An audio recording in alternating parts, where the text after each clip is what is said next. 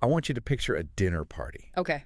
And I mean, not just your standard weekend get-together. Right. I am talking about a seating arrangement so completely bizarre, so, unmoored from conventional reality that it feels like a glitch in the space-time continuum. Oh, I love a good hypothetical. Set the scene. Okay, so at one end of this long, heavy mahogany table, you have the ultimate 21st century pop star. Oh, boy. You already know who I am talking about.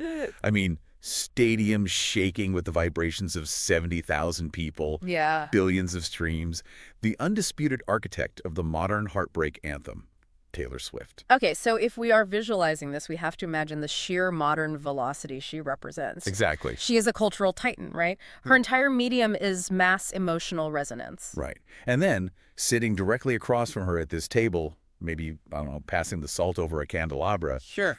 is a 13th century medieval theologian. Wow. Okay, that is a pivot.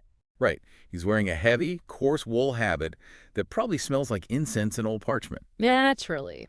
He spends his days contemplating the metaphysical structure of the universe, the exact nature of divine grace, and categorizing virtues in unheated stone monasteries. That paints a picture. I'm talking about the heavyweight champion of scholastic philosophy himself, Thomas Aquinas.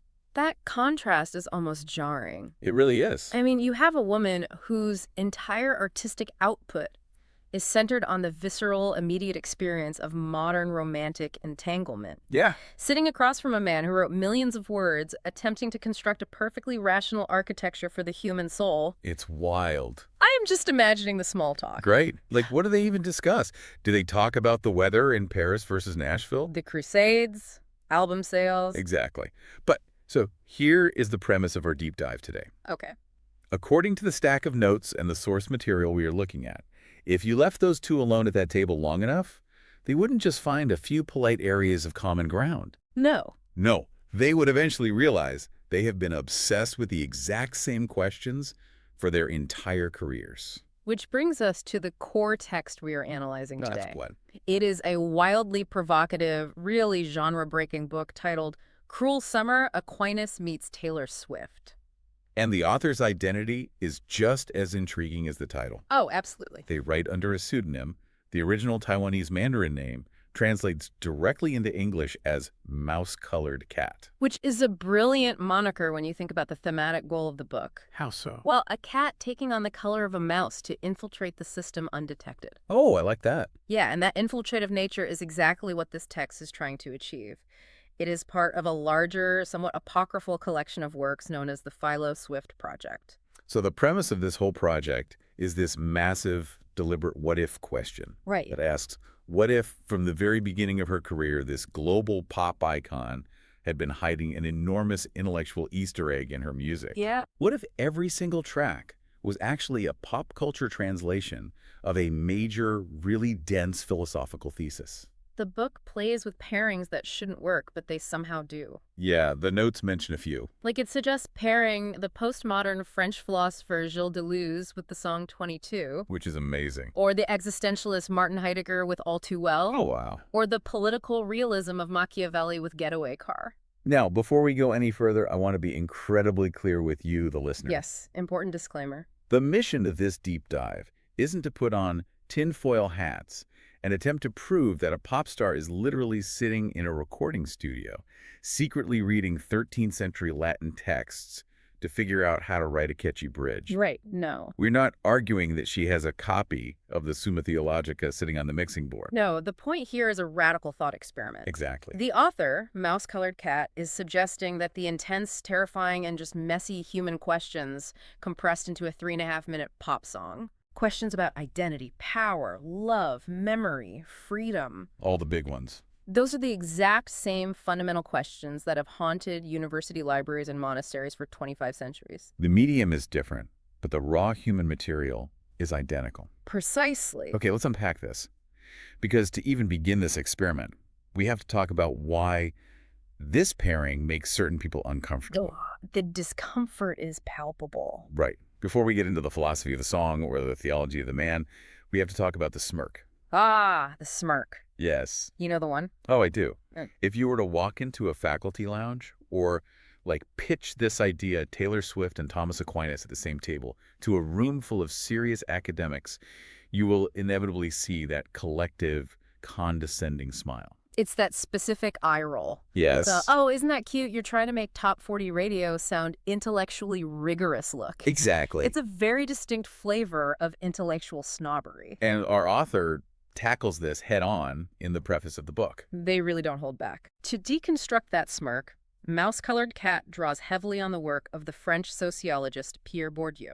Okay, lay that out for us. Specifically, Bourdieu's landmark 1979 book, Distinction, a social critique of the judgment of taste. Right. Bourdieu argued that the way society divides culture into high culture, like reading Kant, attending the opera, or studying medieval theology. The fancy stuff. Right, and low culture like listening to stadium pop music or watching reality television. Everyday stuff. Exactly. He argued that this division isn't actually about the objective intellectual depth or aesthetic quality of the work itself. See, I have to push back on that slightly, or at least ask for clarification. Sure, go ahead. Because society constantly tells us that reading Kant is objectively smarter than listening to the radio. Of course it does. Are we really saying there is no objective difference in complexity between a dense philosophical treatise and a song with 4 repeating chords? Well, it is not that Bourdieu denies the existence of structural complexity. Nope. A symphony obviously has more moving parts than a folk song. Right. Logically. But Bourdieu suggests that our reverence for the symphony over the folk song isn't actually driven by an appreciation of those moving parts. Then what is it driven by?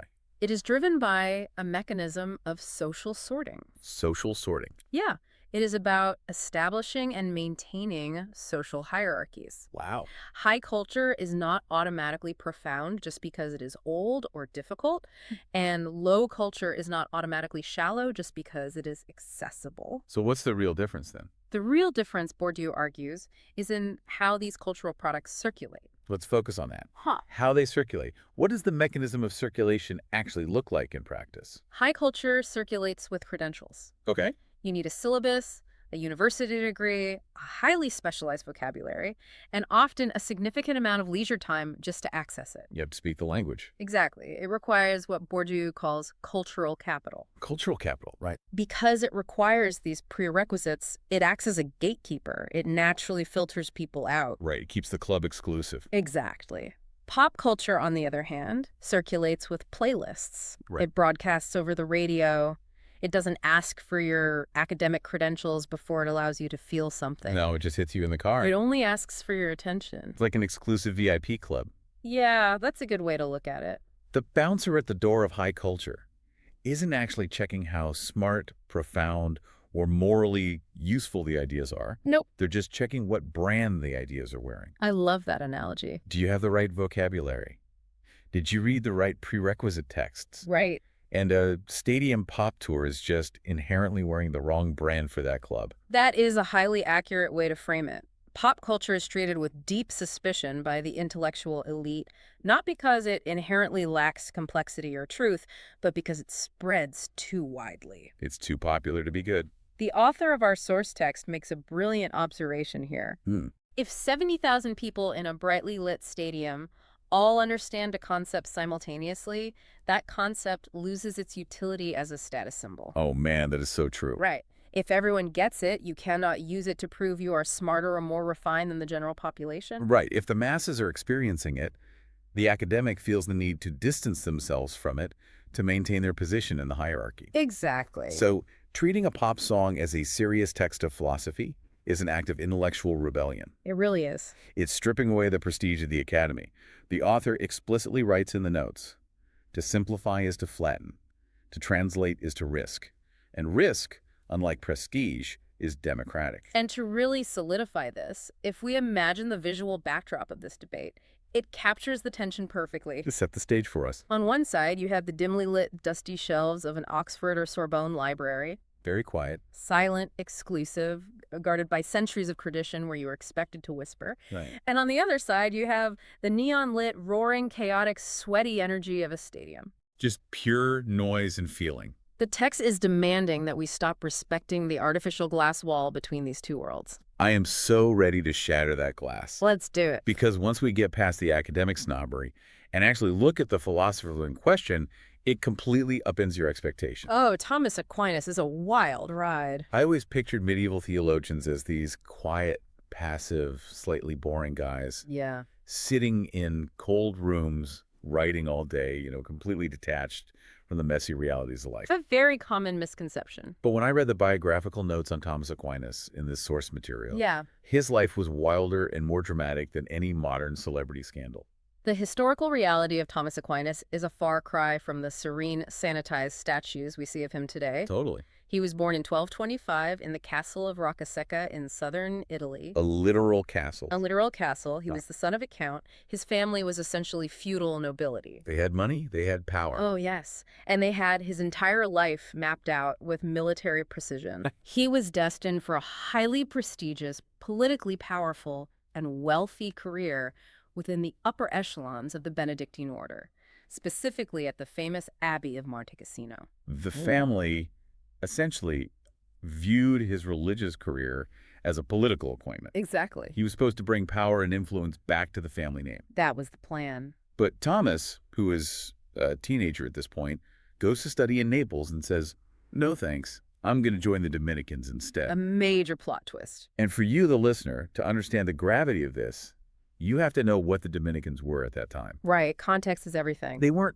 powerful abbots living in castles.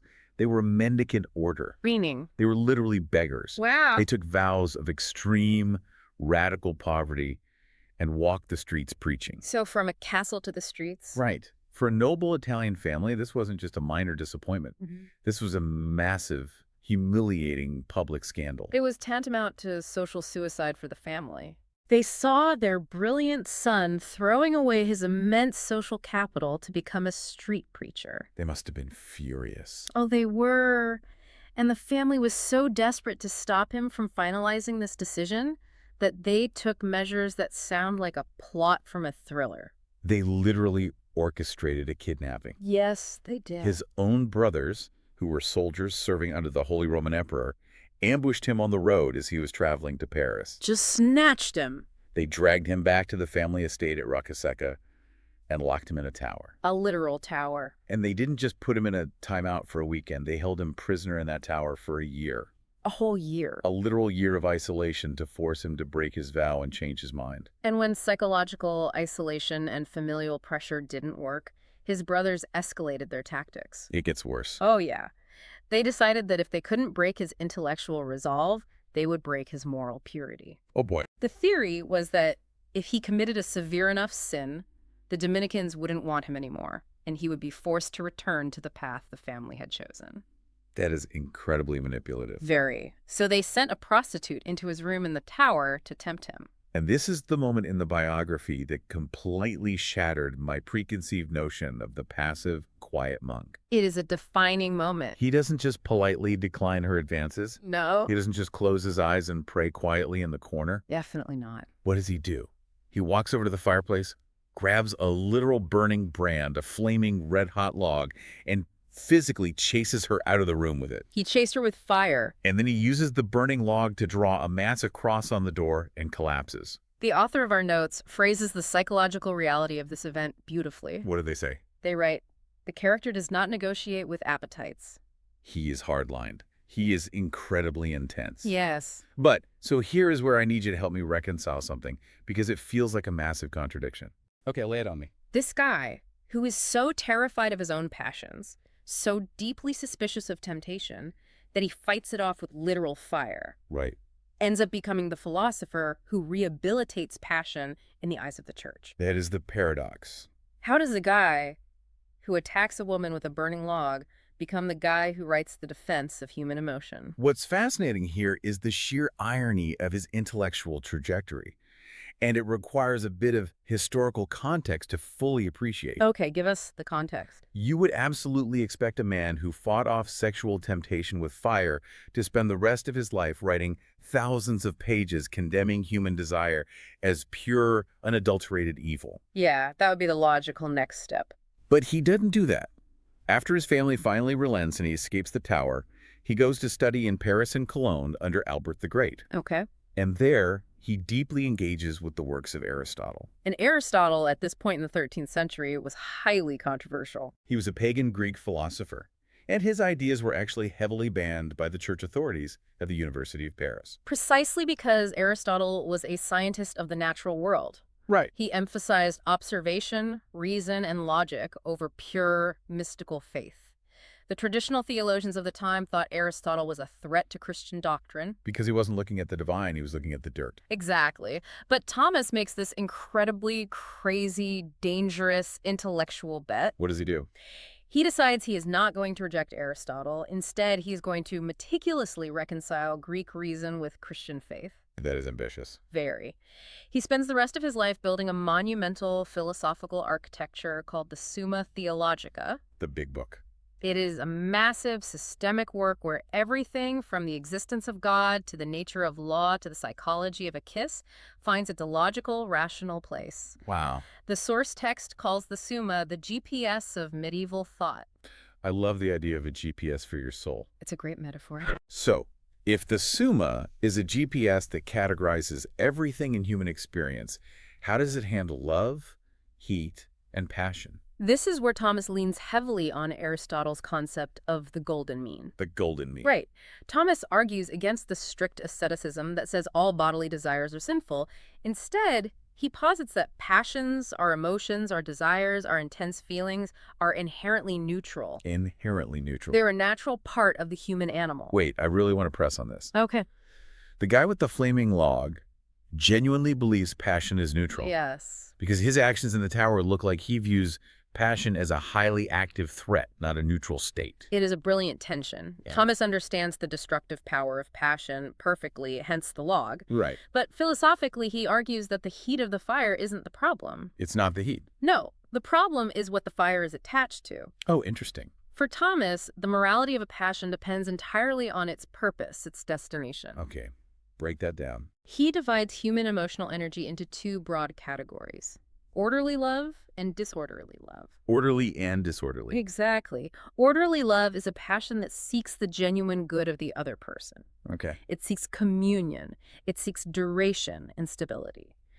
Because it has a clear, positive destination that aligns with reason and virtue, the passion itself becomes virtuous.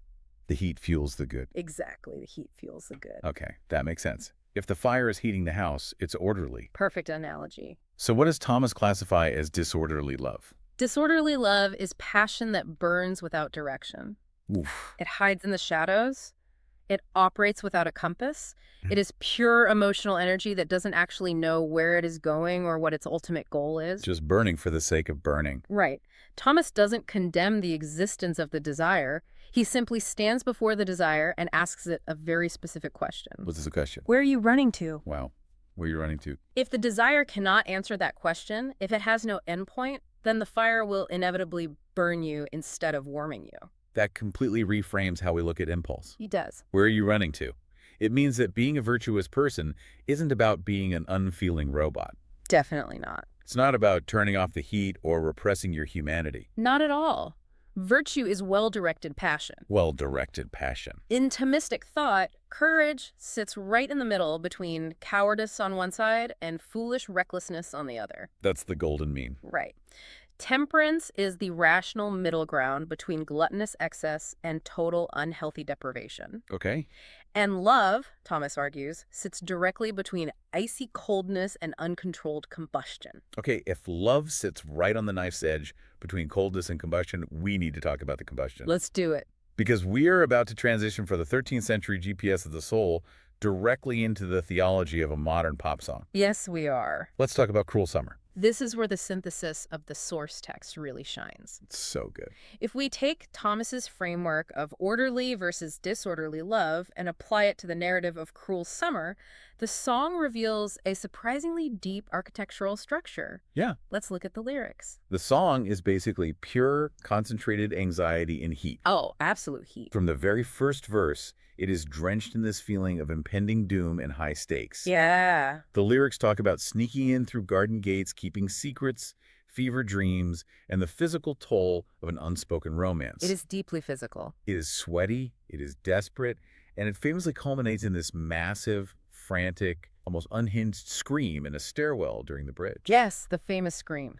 Now, going back to our imaginary dinner party, The notes feature a great dialectical dialogue between a character named the Snob and a character named the Swiftie. I love this part of the book. The Snob looks at the lyrics of this song and basically says, this is just hormonal combustion on repeat. Typical snob reaction. Right. They say, it's a woman screaming in a stairwell because she can't control her feelings. We are a long way from the halls of philosophy. The snob makes the classic mistake of confusing volume with irrationality. Oh, that's a good point. The snob assumes that because the emotion is loud, messy, and desperate, it must inherently be the enemy of reason. Right, like if you're yelling, you can't be thinking. Exactly. The snob's proposed solution is for the protagonist to simply calm down, to suppress the emotion, and let cold rationality take the wheel. But the Swiftie character fires back, and they use Thomas Aquinas to do it. It's brilliant. The Swiftie says Thomas wouldn't tell her to calm down. Thomas would tell her to order her passion. Right. Suppressing desire entirely is stoicism, which Thomas rejected. He did. Directing the desire is Thomism. Taylor doesn't want to extinguish the fire in the song. She wants to find a chimney for it. That phrase, a chimney for the fire, is a magnificent synthesis of the entire concept. It just clicks perfectly. To understand the mechanics of how this works, the source text introduces the perspective of a fictional academic named Professor Malloch Merriwell. Okay, what does the professor say? Professor Merriwell argues that the central philosophical question of Cruel Summer isn't about how intense the passion is. Because the intensity is a given. Exactly. Yeah. The intensity is a given. The real question is about the passion's ontological destination. Ontological destination. Yeah. That is a very heavy, dense term. Let's translate that for the listener so we aren't just throwing academic jargon around. Sure. What does that actually mean in the context of human emotion?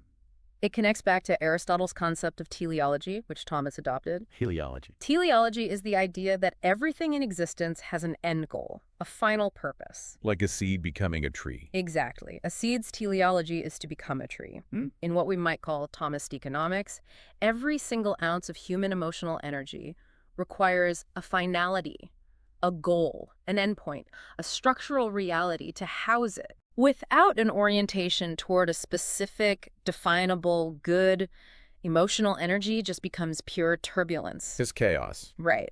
Professor Merriwell argues that Cruel Summer is a flawless, granular depiction of this exact turbulence. The relationship in the song isn't necessarily immoral in a vacuum. It just lacks architecture. Lacks a chimney. Yes. Just a bonfire burning in the middle of the living room floor. That's a great image. It's generating a lot of heat, but it's going to burn the house down because it isn't contained by a structure. Precisely. For Thomas, this intense sensual appetite described in the song is suspended in a pre-structural moment. Pre-structural. The momentum is undeniable, the physical reality is present, but the destination, the commitment, the definition of what they actually are to each other hasn't been set. So having all this intense passion without any direction is like sitting in a high-performance Ferrari. Okay, I like where this is going. You have a brick slammed down on the gas pedal, but the car has absolutely no steering wheel. Oh, that's terrifying. Right. The engine is roaring, the wheels are spinning, there is smoke filling the cabin, but you have no control. None. You have no idea if you are about to crash into a concrete wall or if you're going to win a race, because you cannot direct the energy. That is a highly effective mechanical analogy. Thanks. The song maps that exact interval. The highly unstable, terrifying space between the initial ignition of the fire and the final arrival at a destination. But then we reach the climax of the song, the famous bridge. Yes. The protagonist is describing being drunk in the back of a car, crying like a baby coming home from the bar, and then they end up screaming in a stairwell. I love you. Ain't that the worst thing you ever heard? Yes. Now, I really have to challenge the premise here. Go for it. How on earth is shouting a desperate drunken confession in a sweaty stairwell a philosophical act? It seems counterintuitive. It sounds like the absolute peak of emotional disorder. Well, if we isolate the scream, it looks like disorder. It really does. But if we connect this to the overarching framework of Thomism, it is actually the most important structural act in the entire narrative. How so? Professor Merriwell categorizes this stairwell scream as a proto-teleological act. A proto-teleological act. Okay, break that down for me. How is screaming the beginning of order? Think about the mechanics of the secret romance described in the verses. Eking around. Right. As long as the love is kept entirely hidden, as long as it operates in the shadows and has no vocalized reality, It just goes in circles. It feeds on itself. It feeds on its own anxiety. It burns itself out. It is fundamentally inherently disordered because it refuses to define itself. Okay, I see. By shouting the confession out loud, even though it is clumsy, even though she is terrified, even though she acknowledges it feels like the worst thing to admit because it ruins the casual facade, Yeah. the protagonist is making the very first attempt to give the raw passion a definitive form. Ugh. To use the car analogy, the scream in the stairwell is the exact moment she finally grabs the steering column and tries to wrench the car onto a specific road. Yes, exactly. Oh, that's so cool. The scream doesn't instantly solve the disorder. It doesn't mean everything is suddenly perfectly rational, calm, and settled. Obviously not. She's still crying in a stairwell. Right, but it forcefully exposes the desire to the light of reality. It constitutes the first authentic act of ordering. Ordering. It is an attempt at what Professor Merriwell calls vectorization. Vectorizations. The vector has both magnitude and direction. Up until the bridge, the relationship only had magnitude. Just speed. Right. The shouted confession attempts to supply the direction. That is incredibly cool. It means the song isn't just celebrating chaos for the sake of chaos. No, it's not. I'm not saying, isn't it so glamorous to be a total emotional disaster? Exactly. There is another fictional character in the notes, Gaston Blunder, who sums this up perfectly. What does Gaston say? He says the love in the song is just in its beta phase. Beta phase. I like that. Right. The problem they are facing isn't the existence of the passion. The problem is their lack of skill in handling it. Blunder actually quotes the late comedian George Carlin to make his point, which is a wonderful juxtaposition. Oh, yeah. I remember He that. notes that it's not the fire that kills you. It's staying inside the burning building while debating the morality of the flames. Oh, yes. The stairwell confession is the protagonist finally kicking the door open and making a run toward a definitive destination. Getting out of the house. It is the transition from mere combustion to actionable truth. So we've established the underlying theory. Yes, we have. We understand the Thomistic difference between a fire in the living room and a fire in a chimney. Fire with a purpose. But let's move from the abstract theory into the practical reality of what it actually feels like when you are in the middle of that burning room. The experiential part. Right. What happens mechanically in the human mind when your intellect knows exactly what the right, prudent thing to do is, but your body, your desires, and your will just completely ignore the intellect and do the dangerous thing anyway. This is perhaps the most universal human experience of all, and classical theology and philosophy have a very specific framework for analyzing it. What's it called? The ancient Greeks called it akrasia, or weakness of will. Akrasia. To explore how this operates in the modern context, the author provides an incredibly clever narrative device in the book. The letter. Yes, an imagined, direct letter written by Thomas Aquinas to a modern-day fan of the song. The tone of this letter is absolutely perfect. It's hilarious. It is written with this dry, meticulous 13th century scholastic voice. Right. Thomas begins by saying he is writing with the serenity that comes from a life spent classifying the entire universe into questions, objections, and answers. Such a flex. And, using that serene logic, he diagnoses the protagonist of the song with absolute clinical precision. What's the diagnosis? He says she is caught in the classic, age-old struggle of temptation.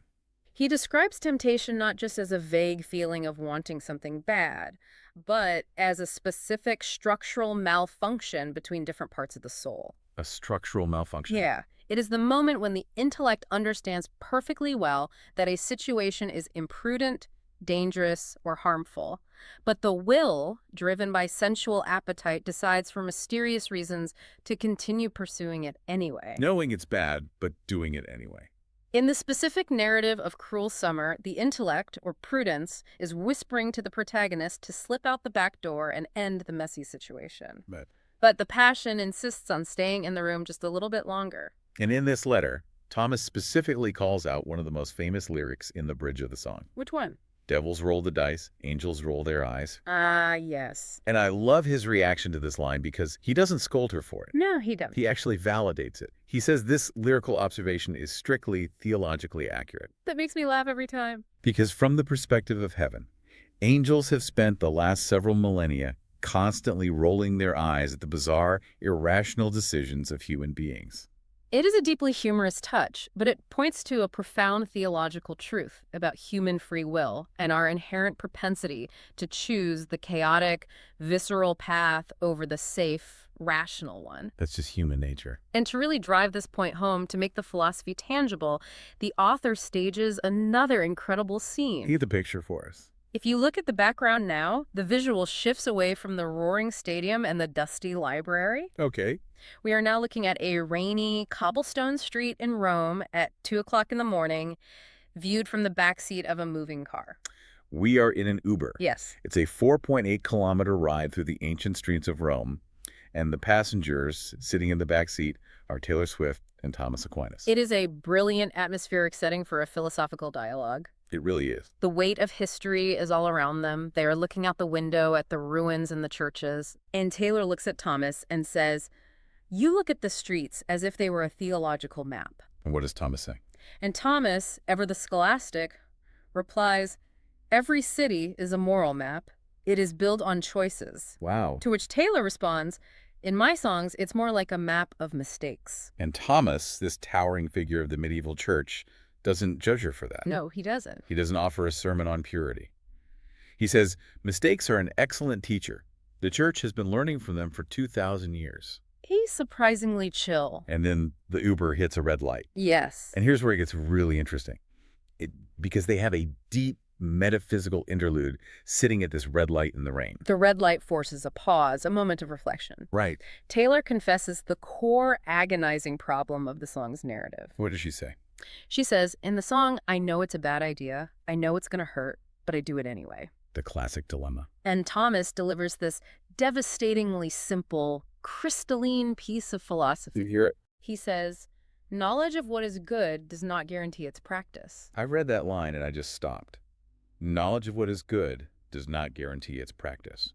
It's profound. And Taylor replies in the dialogue, you just explained half of my albums. It is the perfect articulation of acrasia. Weakness of will. The intellect sees the light as red. The brain processes the danger. Yeah. But the foot, driven by a different part of the will, hits the gas pedal anyway. You just go right through the intersection. The scholastic philosophers debated endlessly about how this is possible, how a rational creature can knowingly choose the irrational path. But Thomas doesn't condemn her for this weakness of will. No, he understands it. And this is what I find so beautiful about his imagined defense of the protagonist. What's his defense? He tells her in the letter that passion, even when it overrides the intellect, is not necessarily the ultimate enemy of truth. Interesting. In fact, passion can sometimes be truth's greatest accelerator. This raises an incredibly important question about how we view virtue in the modern world, doesn't it? It really does. We often default to thinking of extreme caution, risk aversion, and emotional suppression as virtues. Like being safe is being good. We prize the person who never makes a mess. Right. But Thomas points out that a heart that is too cautious, a heart that calculates every risk and refuses to engage with the messy reality of love, ultimately discovers nothing. Nothing at all. The fire of passion might be highly dangerous, but if you are so afraid of getting burned that you never light the match, you freeze in the dark. You freeze in the dark. Wow. The real fault, Thomas argues, is not loving dangerously. Because love is dangerous. The world is inherently dangerous. The real moral failure would be pretending that the love wasn't dangerous or lying to yourself about the stakes. Delusion is the real sin. Right. The song Cruel Summer is valuable because it is violently honest about the danger. Yes. It is honest about the cruelty, the fragility, and the stakes of the summer. And that lucidity, that refusal to sugarcoat the emotional reality, is what makes the art philosophically valuable. As the Uber finally arrives at their destination in Rome, Taylor asks him for the ultimate moral of the story. Okay. She asks how heaven views all this messy, chaotic human striving. And what does the great saint say? Thomas says gently, dangerous love can be forgiven because it is still love. I love that. And when she asks, what about stupid love? Oh. Thomas smiles and replies, that becomes a song. Okay, I want to pull back here for a second. Let's zoom out. We have covered 13th century biographical drama involving kidnappings and flaming logs. We have. We've mapped the theological architecture of pop lyrics, discussed Aristotelian teleology, and taken a metaphysical cab ride through Rome. It's been a journey? So what does this all mean? The big question. Why did Mouse-Colored Cat write this deeply strange, fascinating book in the year 2026? Good question. What is the actual practical point of comparing Taylor Swift and Thomas Aquinas right now in our current cultural moment? To answer that, we have to turn to the author's afterword, which is provocatively titled Antidote to Algorithmic Inbreeding. That is a wild title. It really is. In this final section, the author completely zooms out from the music and the theology to look at the macro state of our digital culture. Okay. Specifically, the overwhelming dominance of large language models and artificial intelligence in creative spaces. The AI takeover. Right. The author describes these AI systems with a phrase that is both highly poetic and deeply chilling.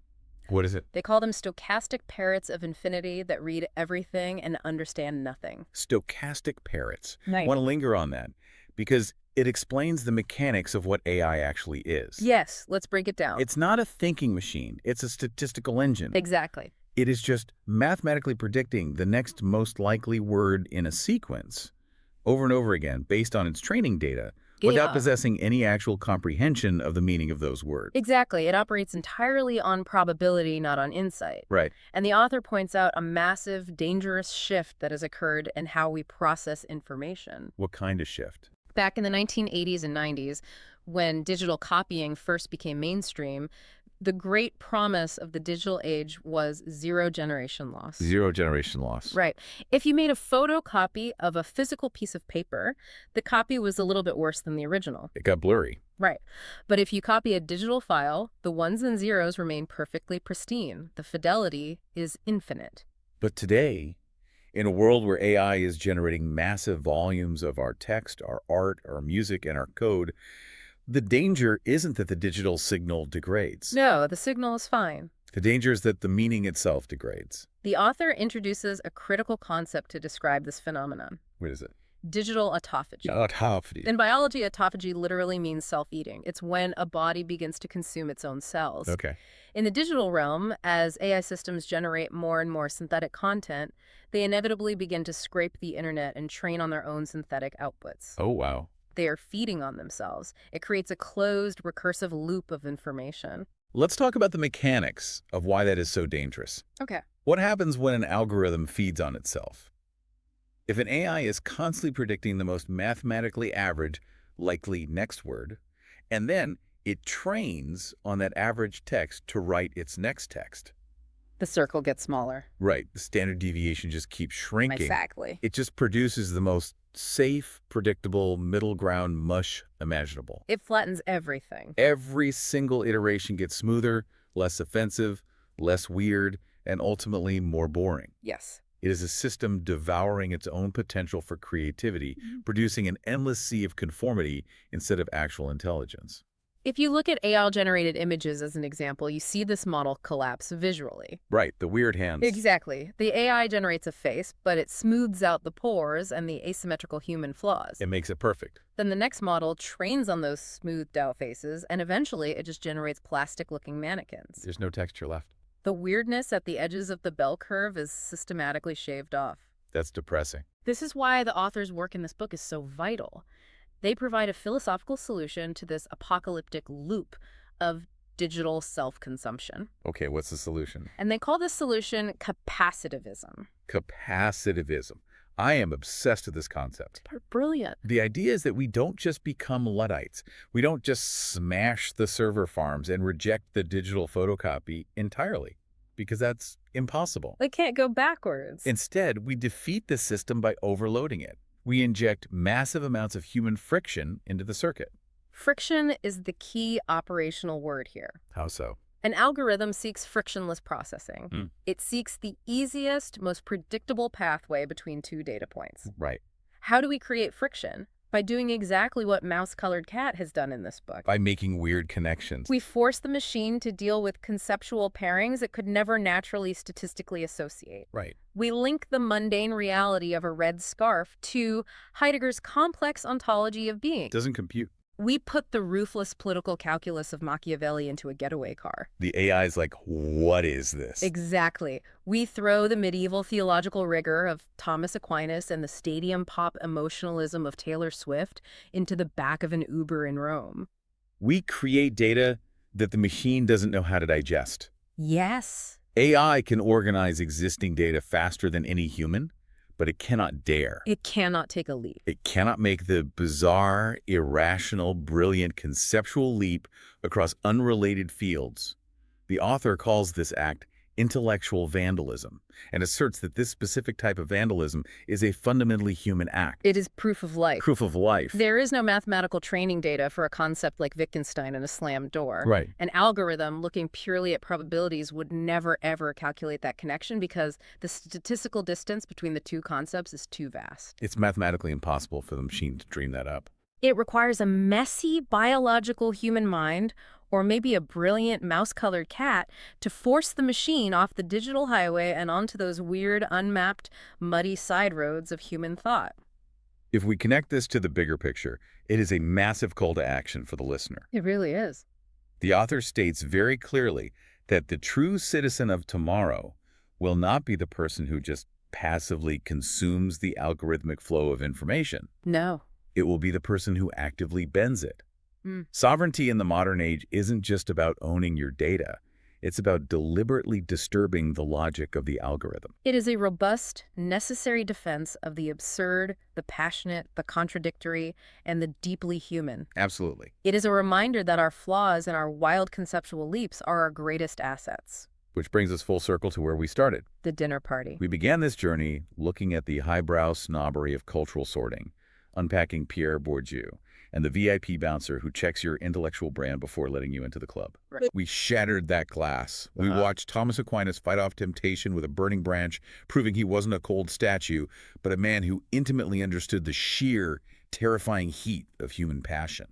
We analyzed the theology of a stairwell scream, discovering that it isn't just an expression of chaos, but a proto-teleological act. Right, the screaming. The messy, clumsy, but absolutely necessary first step of pointing your emotional Ferrari in a specific direction. And we ended up realizing that this exact kind of absurd, passionate, messy human creativity is our only real defense against the smooth, boring apocalypse of AI autophagy. We have to be the friction. We have to be the ones who dare to connect the disconnected. I want you, the listener, to look at your own playlist, your own bookshelves, your daily routines, and your own mistakes differently after this. Look at them as raw material. Look at the things you consider low culture and ask yourself, where else is there a secret philosophical thesis hiding in plain sight, just waiting for a human mind to connect the dots? It is a deeply compelling challenge to leave the listener with. I think so. And as we wrap up this deep dive, I want to offer one final lingering thought pulled directly from the source text. Oh, please do.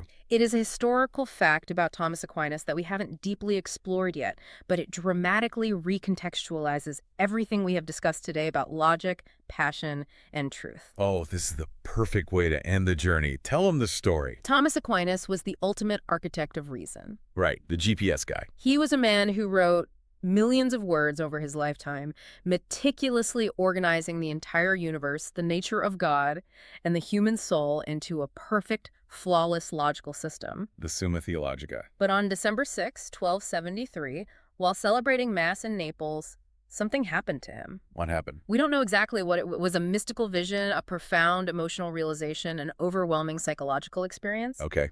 But whatever he experienced, it was so powerful that he abruptly stopped writing. Just stop. He abandoned the Summa Theologica completely. 3 months before his death at the age of 49, when his secretary begged him to finish his monumental work, Thomas famously replied. What did he say? He said, "I can do no more.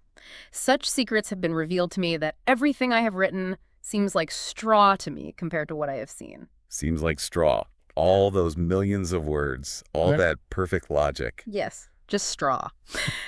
I leave you to ponder this final contradiction. Lay it out for us. If the greatest medieval champion of logic, the man who built the ultimate rational GPS for the soul, ultimately realized at the end of his life that words, categories, and perfect intellectual systems were completely inadequate to capture the raw, burning, transcendent reality of existence. Yeah. Isn't it possible that a messy, shouted, slightly out-of-tune confession in a summer stairwell gets us closer to the actual truth than 1,000 pages of perfect philosophy ever could? I guess we'll just have to leave him at the dinner table to figure that out.